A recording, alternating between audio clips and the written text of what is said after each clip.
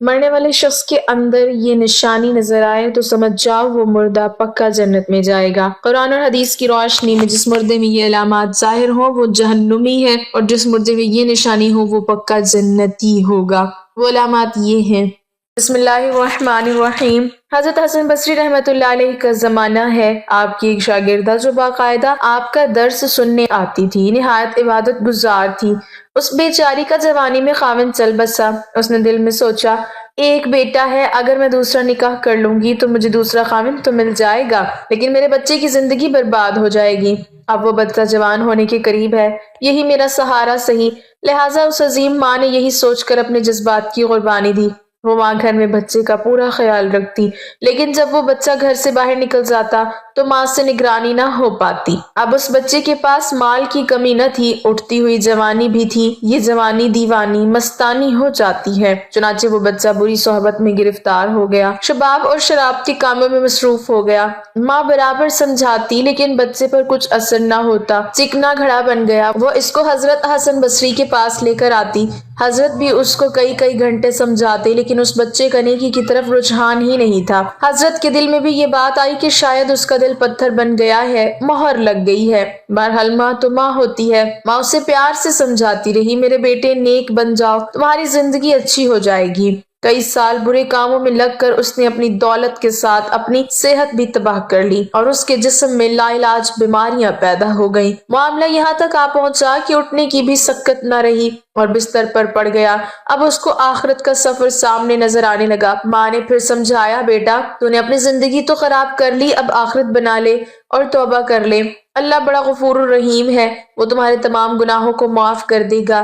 جب ماں نے سمجھایا اس کے دل پر کچھ اثر ہوا، کہنے لگا، ماں میں کیسے توبہ کروں؟ میں نے بہت بڑے بڑے گناہ کیے ہیں۔ ماں نے کہا، بیٹا حضرت سے پوچھ لیتے ہیں۔ بیٹے نے کہا، ماں اگر میں فوت ہو جاؤں تو میرا جنازہ حضرت حسن بصری رحمۃ اللہ علیہ پڑھائیں۔ ماں حضرت کے پاس گئی۔ حضرت کھانے سے فارغ ہوئے تھے اور تھکے ہوئے تھے، اور دس بھی دینا تھا، اس لیے کہلولہ کے لیے لیٹنا چاہتے تھے۔ ماں نے دروازہ کھٹکھٹایا، پوچھا، کون؟ عرض کیا، حضرت میں آپ کی شاگردہ ہوں، میرا بچہ اب آخری حالت میں ہے، وہ توبہ کرنا چاہتا ہے، لہٰذا آپ گھر تشریف لے چلیں۔ حضرت نے سوچا، یہ پھر دھوکہ دے رہا ہے اور میرا وقت ضائع کرے گا اور اپنا بھی کرے گا۔ سالوں گزر گئے، اب تک کوئی بات اثر نہ کر سکی۔ اب کیا کرے گی؟ کہنے لگے، میں اپنا وقت ضائع کیوں کروں، میں نہیں آتا۔ ماں نے کہا، حضرت اس نے تو یہ بھی کہا کہ اگر میرا انتقال ہو جائے تو میرا جنازہ حضرت حسن بصری پڑھائیں۔ حضرت نے کہا، میں اس کے جنازے کی نماز نہیں پڑھاؤں گا، اس نے تو کبھی نماز ہی نہیں پڑھی۔ اب وہ شاگردہ تھی، چپ کر گئی، روتی ہوئی گھر آ گئی۔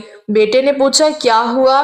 ماں نے کہا، ایک طرف تیری حالت، دوسری طرف حضرت نے انکار کر دیا۔ اب یہ بات بچے نے سنی تو اس کے دل پر چوٹ لگی اور کہا، ماں میری ایک وصیت سن لیجئے۔ ماں نے پوچھا، بیٹا وہ کیا؟ عجیب وصیت کہا۔ امی میری وصیت یہ ہے کہ جب میری جان نکل جائے تو سب سے پہلے اپنا دوپٹہ میرے گلے میں ڈالنا، میری لاش کو کتے کی طرح صحن میں گھسیٹنا، جس طرح مرے ہوئے کتے کی لاش گھسیٹی جاتی ہے۔ ماں نے پوچھا، بیٹا وہ کیوں؟ کہا، امی اس لیے کہ دنیا والوں کو پتہ چل جائے کہ جو اپنے رب کا نافرمان اور ماں باپ کا نافرمان ہوتا ہے اس کا انجام یہ ہوا کرتا ہے۔ میری پیاری ماں مجھے قبرستان میں دفن نہ کرنا۔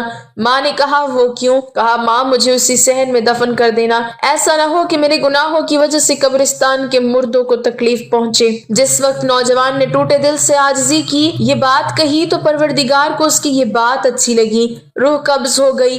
ابھی روح نکلی ہی تھی، ماں آنکھیں بند کر رہی تھی تو دروازے پر دستک ہوئی۔ پوچھا، کون؟ جواب آیا، حسن بصری ہوں۔ کہا، حضرت آپ کیسے؟ فرمایا، جب میں نے تمہیں جواب دے دیا اور سو گیا، خواب میں اللہ رب العزت کا دیدار نصیب ہوا۔ پروردگار نے فرمایا، حسن بصری تو میرا کیسا ولی ہے، میرے ایک ولی کا جنازہ پڑھنے سے انکار کرتا ہے؟ میں سمجھ گیا کہ اللہ نے تیرے بیٹے کی توبہ قبول کر لی ہے، تیرے بچے کی نماز جنازہ پڑھنے کے لیے حسن بصری حاضر کھڑا ہے۔ اے اللہ تو کتنا کریم ہے کہ مرنے سے چند لمحہ پہلے اگر کوئی بندہ شرمندہ ہوتا ہے تو اس کی زندگی کے گناہوں کو معاف کر دیتا ہے۔ سانپوں کے حوالے سے میری زندگی میں دو واقعات ایسے پیش آئے جو حیرت انگیز بھی ہیں اور عبرتناک بھی۔ ان واقعات کو میں عمر بھر فراموش نہیں کر سکتی، اس لیے کم و بیش 50 سال قبل پیش آنے والا وہ واقعہ آج بھی مجھے اچھی طرح یاد ہے۔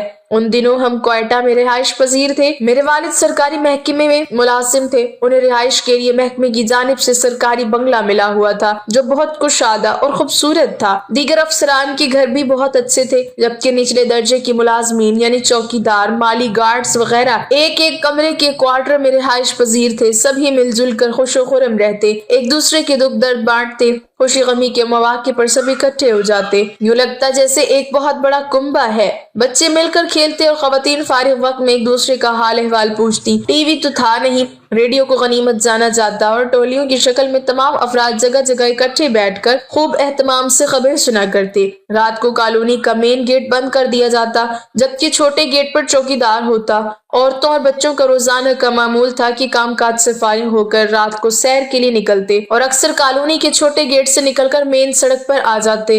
रात को सड़क पर बहुत कम ट्रैफिक होती थी, इसलिए बच्चे आजादाना सड़क पर भागते दौड़ते और कुछ देर खेल कूद के बाद सब अपने अपने घरों को चले जाते। जिस रात का ये वाकया है, हस्बे मामूल उस वक्त 8-10 खवातीन और 6-7 बच्चे सैर के लिए निकले हुए थे। साफ सुथरी सड़क पर बच्चे हस्बे मामूल इधर से उधर भाग दौड़ कर रहे थे। उसी दौरान माली का 2-2.5 साल का बच्चा अपनी माँ की गोद से उतर कर आहिस्ता आहिस्ता चलता हुआ सड़क के ऐन बीचों बीच पहुंच गया और खतरे से बेनियाज हाथ हिला हिला कर खुशी का इजहार करने लगा। अभी हम खौफ और हैरत की मिली जुली कैफियत से बच्चों को देख ही रहे थे कि सामने से एक भारी भरकम फौजी ट्रक आता दिखाई दिया, जो खाली सड़क पर मामूल की रफ्तार से ज्यादा तेजी से गुजर रहा था। इधर माली का वो मासूम बच्चा सड़क के बीचों बीच खड़ा था। ट्रक और बच्चे के दरमियान फासला इंतहाई कम रह गया था और ये यकीनी लग रहा था कि ट्रक बच्चे को कुचलता हुआ आगे निकल जाएगा। बच्चे का बज़ाहिर किसी तरह भी बचना मुमकिन नजर नहीं आ रहा था। इसी असना ट्रक ड्राइवर ने कमाल महारत से फौरी तौर पर इस तरह ब्रेक लगाई कि ट्रक एक झटके से रुक गया। ये सब कुछ इतना आनन फानन हुआ कि किसी में हिम्मत ना हुई कि दौड़ कर बच्चे को उठा ले। सभी हवास बाख्ता हो गए थे। चंद हमें बाद हवास काबू में आए तो अगला मंजर देखकर हम सब शशदर रह गए कि ऐन बच्चे और ट्रक के दरमियान एक खौफनाक सांप कुंडली मारे बैठा था। हम सब भागकर वहां पहुंचे। बच्चा माशाल्लाह बिल्कुल सही सलामत था, उसे खराश तक नहीं आई थी। सांप ने जब इतने बहुत से लोगों को करीब आते देखा तो खरामा खरामा रेंगता हुआ सड़क अबूर करके नशीब की तरफ चला गया। चांद की रोशनी में सांप की जिल्द पूरी तरह चमक रही थी। सांप के सड़क अबूर करते ही हम सब जैसे होश में आ गए। भागकर बच्चे को उठाकर ट्रक ड्राइवर की तरफ देखा तो उसने इंकशाफ किया कि मैंने सांप देखकर यकदम ब्रेक लगाई। मुझे तो बच्चा नजर ही नहीं आया, अलबत्ता इतना खूबसूरत सांप मैंने जिंदगी में पहले कभी नहीं देखा। मैंने जब ये हैरत अंगेज मंजर देखा तो इसमें महोह होकर रह गया। उसी को बचाने के लिए मैंने इमरजेंसी ब्रेक लगाई, जबकि बच्चा मुझे बिल्कुल भी नजर नहीं आया। लेकिन अब मुझे एहसास हो रहा है कि अगर मैं इमरजेंसी ब्रेक ना लगाता तो अल्लाह जाने बच्चे का क्या हशर होता। बहरहाल हमने इस मौके पर अल्लाह ताला का लाख लाख शुक्र अदा किया कि उसने बच्चे की जिंदगी बचाई। हम घर की जानिब जाने लगे तो ट्रक ड्राइवर नशीब की तरफ उतरकर सांप ढूंढने लगा, लेकिन सांप का कहीं नामो निशान न था। सड़क साफ सुथरी थी, किनारों पर भी मिट्टी की तह निहायत साफ सुथरी थी। न कोई टूटा फूटा हिस्सा, न कोई बिल, न कोई सुराख, यानी सांप के लिए कोई जाए पनाह न थी। एक बुजुर्ग खातून हमारे साथ थी, कहने लगी यकीनन अल्लाह ताला ने नन्हे मासूम फरिश्ते के लिए गैब से ऐसे असबाब बनाए जिससे बच्चे की जान करामाती तौर पर बच गई। सच ही कहा गया है कि जिसे अल्लाह रखे उसे कौन चखे। ये मेरी जिंदगी का एक ऐसा वाकया है जो नाकाबिले फरामोश भी है और हैरान कुन भी। आज भी जब ये वाकया मुझे याद आता है तो मैं हैरान और सरगिर्दा होकर सोचने लगती हूँ कि वाकई मारने वाले से बचाने वाला कितना बड़ा है। जबकि दूसरा वाकया अक्टूबर 2005 में शुमाली इलाका जात में आने वाले हैबतनाक ज़लज़ले से मुतल्लिक है। मुझे अच्छी तरह याद है उस वक्त हम लाहौर में थे, लेकिन यहाँ भी ज़लज़ले की शिद्दत खौफज़दा करने के लिए काफी थी। अगरचे उस तरह की तबाही यहाँ न हुई जो उन इलाकों में हुई थी, लेकिन कई दिन बल्कि कई माह हर खास व आम की ज़बान पर उसी ज़लज़ले का तज़किरा रहा। बल्कि अब भी जब ये जिक्र होता है रोंगटे खड़े हो जाते हैं। मैं उन दिनों एक स्कूल में पढ़ाती थी। दिसंबर की छुट्टियों में अभी कुछ वक्त था तो चंद दिन की रुख्सत लेकर मैंने अपने भाई भाभी से मिलने का प्रोग्राम बना लिया जो रावलपिंडी में रहते थे। जाते वक्त तो ट्रेन से गई, लेकिन वापसी पर ट्रेन की बुकिंग नहीं मिली तो भाई ने बस का टिकट ले दिया। मुकर्ररा रोज भाई मुझे बस अड्डे तक छोड़ने आए। कुछ देर बाद बस वक्त पर रवाना हो गई। बस में 2-3 बुजुर्ग और 3 बच्चे भी सवार थे। मुझ समेत 4 खवातीन और बाकी मर्द थे। बच्चे भला कब आराम से बैठते हैं, उनकी शरारतों से सब महफूज हो रहे थे। एक साइकिल सवार हमारी बस के साथ साथ जा रहा था। कभी बस आगे निकल जाती और कभी साइकिल सवार बच्चों को नया शुगल मिल गया। जब बस आगे निकल जाती तो तालियां बजाते और जब साइकिल सवार आगे निकल जाता तो ओ کا نعرہ لگاتے۔ ٹریفک بہت تھی اس لیے بس کی رفتار زیادہ نہ تھی۔ آبادی سے نکل کر بس ذرا ویران سے علاقے سے گزرنے لگی تو سائیکل سوار بالکل بس کے قریب آ چکا تھا۔ اچانک بس میں سانپ سانپ کا شور مچا۔ اس دوران شور ہونے پر سانپ کی تلاش شروع ہوئی۔ یکایک ایک مسافر نے اپنی سیٹ کے نیچے ایک زہریلے سانپ کو دیکھتے ہوئے اس پر قابو پا لیا۔ اس نے شیشہ ہٹایا اور بڑی پھرتی سے سانپ کو کھڑکی سے باہر پھینک دیا۔ سانپ سیدھا سائیکل سوار کے اوپر جا گرا۔ اگلے ہی لمحے سائیکل سوار زمین پر گر کر تڑپنے لگا۔ یہ منظر دیکھتے ہوئے بس ڈرائیور نے فوری بریک لگاتے ہوئے بس روک دی۔ بس کے تمام مسافر نیچے اترے۔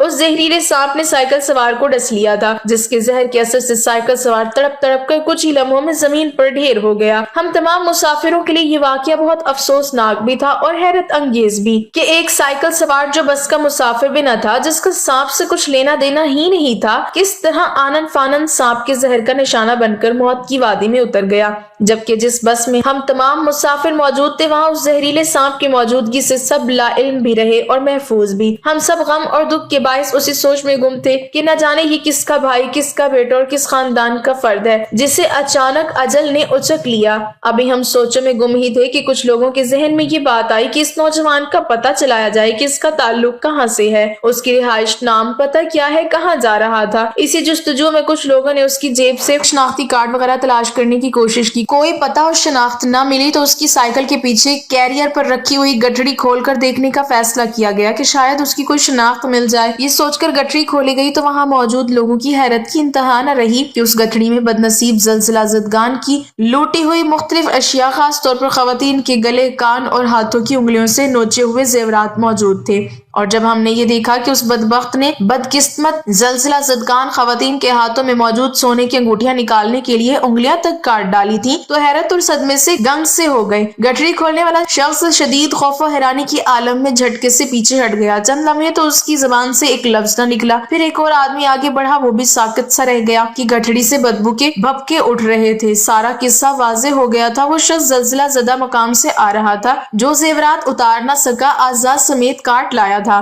بہرحال تھوڑی دیر قبل تک بس کے جن مسافروں کی ساری ہمدردیاں اور دکھ اور افسوس اس بدقسمت سائیکل سوار کے ساتھ تھا، اب سارے مسافر اس پر لعنت ملامت اور توبہ استغفار کر رہے تھے۔ بلا شبہ برے کام کا برا نتیجہ اور یہ کہ اللہ کی لاٹھی بے آواز ہے۔ وہ ظالم شخص اپنے کرے عمل سنگین جرم کے باعث اللہ کے عذاب اور گرفت سے نہ بچ سکا۔ ناظرین گرامی، مرنے والا انسان عورت ہو یا مرد، اس مردے انسان میں اگر یہ نشانی ظاہر ہو جائے، سمجھ لینا اللہ رب العزت نے اس کو جنت عطا کر دی۔ اگر قرآن مجید اور سنت نبوی کی معلومات ہوں تو پتہ کیا جا سکتا ہے کہ مرنے والا انسان جنتی ہے یا جہنمی، کیونکہ مرنے والے انسان کی آخری سانسوں میں یہ آواز نکلے جیسے گلے میں کوئی چیز اٹکی ہوئی ہو، جیسے جانور کو ذبح کرتے وقت اس کے گلے سے غراہٹ کی آواز نکلتی ہے، تو سمجھ لینا اس انسان کی قبر میں حالات اچھے نہیں ہوں گے۔ یہ قطعاً نہیں کہا جا سکتا یہ مرنے والا شخص جہنمی ہے، البتہ حالات کشیدہ ہیں۔ اس مرنے والے شخص کے رشتہ داروں اور دوست احباب اس کے لیے کثرت سے مغفرت کی دعا کیا کریں۔